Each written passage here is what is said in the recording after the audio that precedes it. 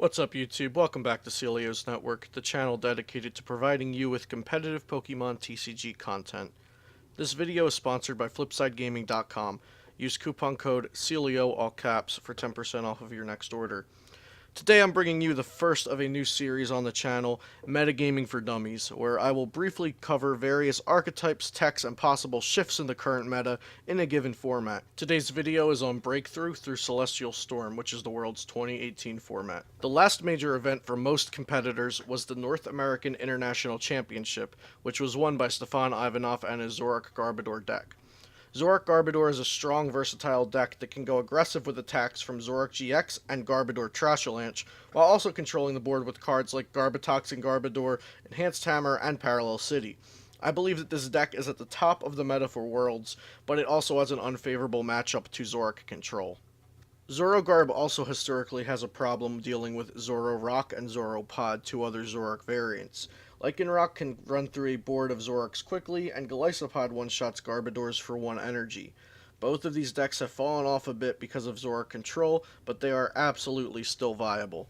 Zoroark Control is the deck to beat going into Worlds. It has an array of control and disruption options like Enhanced Hammer, Team Rocket's Handiwork, and Delinquent that can manipulate the board, hand, and deck of most opponents. Decks like Buzzrock and Rayquaza GX variants are less susceptible to the oppression of Zoroark Control since they have basic energy acceleration, but Zoroark Control can tech Mew EX and Weakness Policy for Buzz and Sylveon EX and Choice Band for Rayquaza.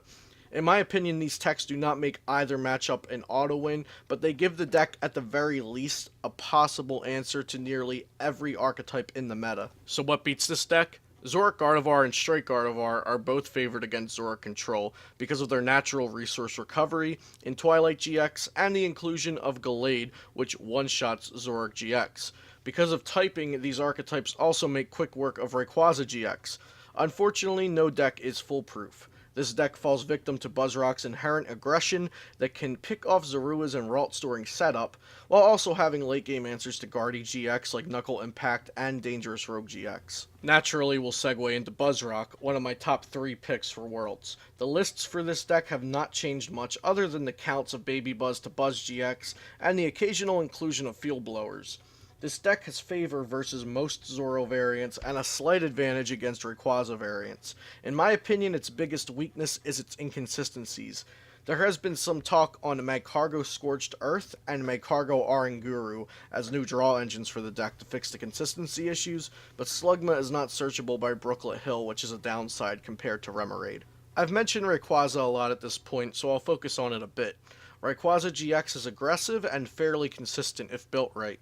It can overrun Zoro Pod due to its speedy one-shots, but suffers to Trashalanche Garbodor because of how many items Rayquaza uses in a normal game. It is not one of my top choices because it is linear and in my opinion has very little comeback potential. I expect to see a lot of Zoroark Control, Buzzrock, Zoro Garb, and Rayquaza GX during day 1 of Worlds.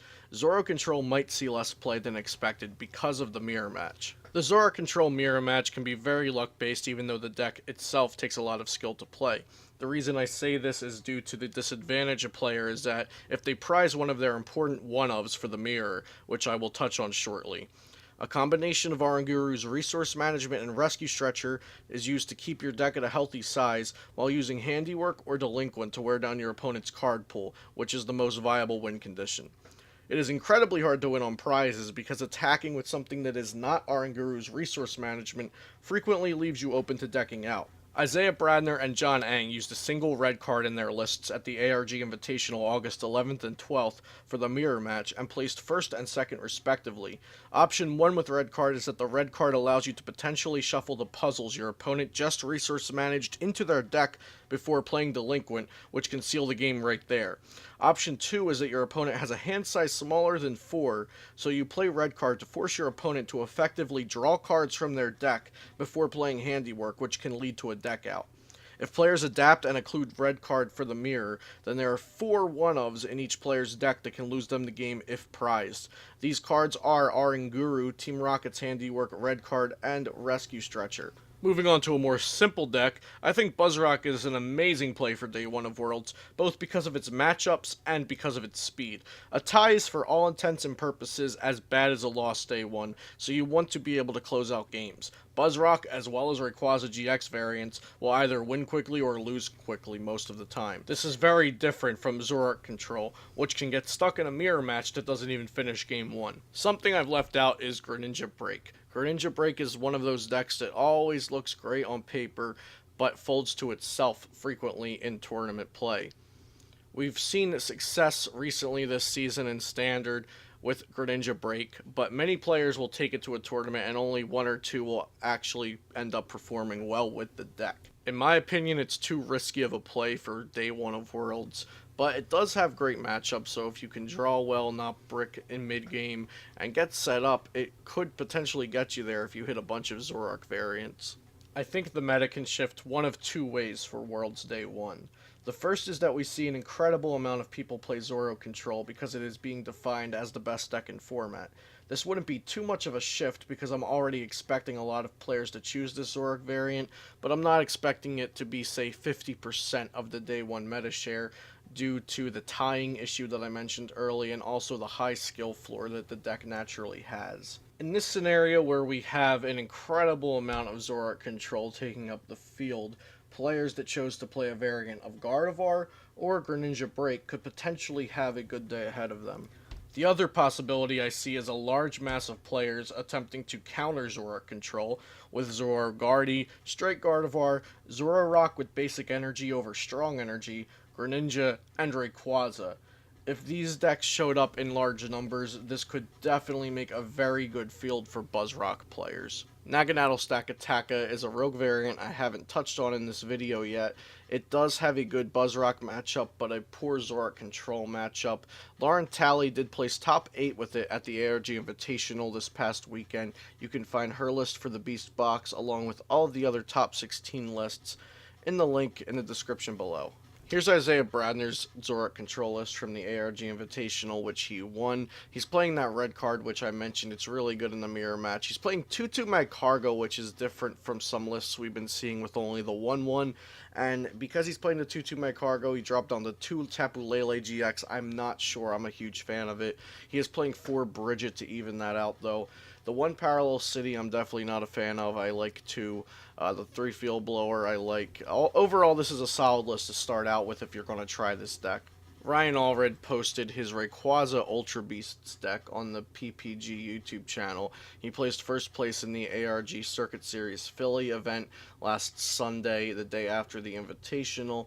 This list looks pretty solid, and it also has the unique inclusion of Beastring, Xurkitree GX, and Pheromosa GX. Xurkitree GX and Pheromosa GX both serve different purposes, but you can listen to him explain it in the video. The link is in the description below. I think it's a really solid list, and at the very least, a cool Rayquaza list. Last but not least, we have Stefan Ivanov's Zoroark Garbodor list from NAIC, which he won. I don't think there's many changes that are necessary to this deck moving forward. Maybe pop an Oranguru from Ultra Prism in there and you're good to go, but this is a super solid list and one of the top decks that you'll be seeing at Worlds. My last rogue deck I'll speak about is Yveltal Break Shrine of Punishments, and I'm just going to group all spread variants into there.